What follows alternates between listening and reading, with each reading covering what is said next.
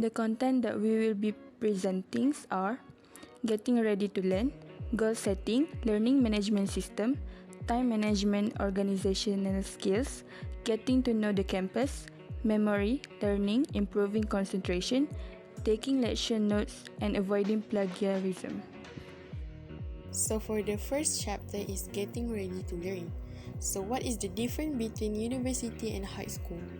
So in university, we need to own our own schedule, and our class might be have like 10 until 450 people, and the attendance is usually not taken, and the homework is usually not checked by the lecturer.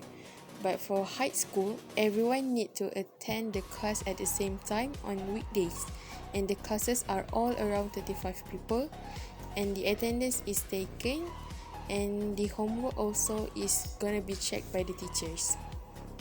So when it comes to learning, we do have a lot of styles such as social, physical, solitary, oral, visual, verbal, and logical. So now I'm gonna share you about characteristics of successful students. So first is good time management, second communication skills, third intellectually curious, fourth creative and original, fifth performing under pressure, and the last one is admitting you don't understand. So this is gonna be the last slide for the first chapter, which is steps to college success.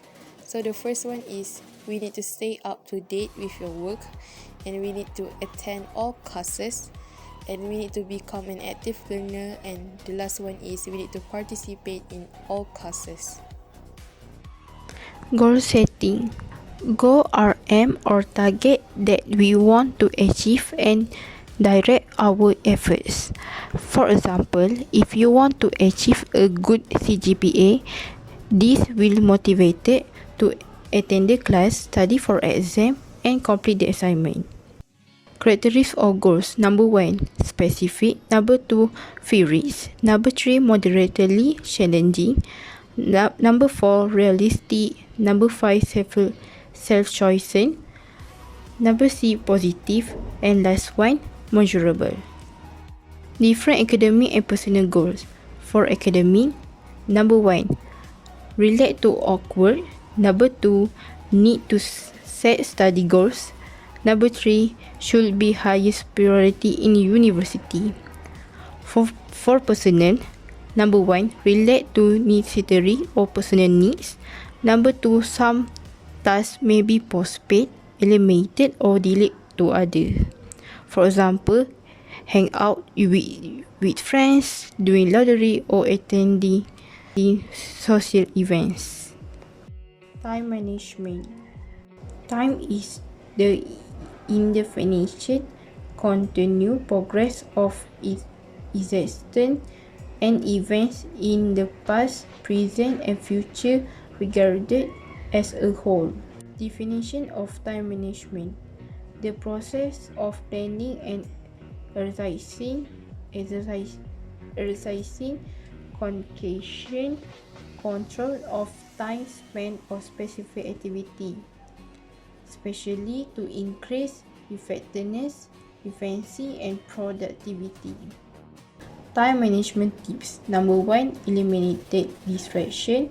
Number 2, be focused at the task at hand. Number 3, use a calendar. Number 4, use a checklist. Number 5, get organized. Number 6, casual reward. And the last one, get a good night's sleep. Strategy to develop a successful system and study. Number 1, use a weekly schedule. Number 2, use a daily planner. Number 3, use a semester calendar. The last one, avoid procrastination. So in this picture, showing how campus route look like from above. In ued102 route, we have 3 faculty, which is Faculty Computer and Mathematical Science, Faculty of Business and Management, Faculty of Administrative Science and Policy Studies. And then here we have three types of resources in UiTM Road. The first one is academic resources. So here is the picture of Perpustakaan Tun Abdul Razak. Second one is housing, dining and transportation resources. So in this picture showing us the house for student, it is called College Mat Kilau. The third one is student organization resources. So this is court basketball for students playing during their free time. One is memory. Memory is the ability to remember past experience and the power. Next, what is brain? Brain is the organ like a computer cell. We have 5 memory strategies, which is write it down, categorization, repetition, routine, and last one is talk it out. SQ3R is a comprehension strategy that facilitates students think about the text they are reading while they are reading. S means survey, Q means question, R means read, recite, review. So for the next chapter is taking lecture notes. So why we need to take our lecture notes? It is because we need to promote active learning. We need to provide an accurate record of information. We need to provide an opportunity to interpret, condense and organize information. And the last one is we need to provide an opportunity for repetition of the material. How to take lecture notes? So we do have two methods. So the first one is prepares before taking lecture notes. So what does it mean is build up some background of the topic, have some idea what the lecture is about, identify main ideas of the lecture and organize your notes easier. And we need to be familiar with the key terms and names related to the topic. So for the second method is we need to become an active listener. So we do have strategies for improving listening skills. The first one is read the text assignment before the lecture. Review your last set of notes before the lecture begin.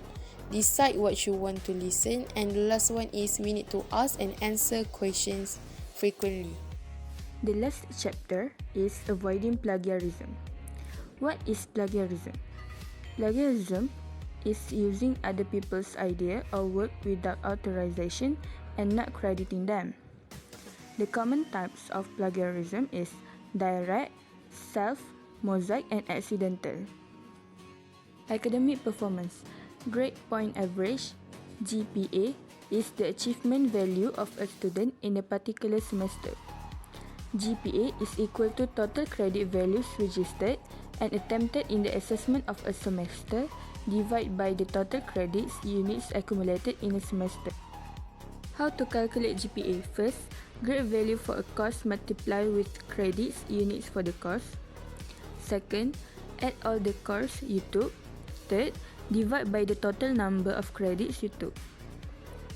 Cumulative grade point average, CGPA, is the average of grade values obtained by a student in all examinations taken.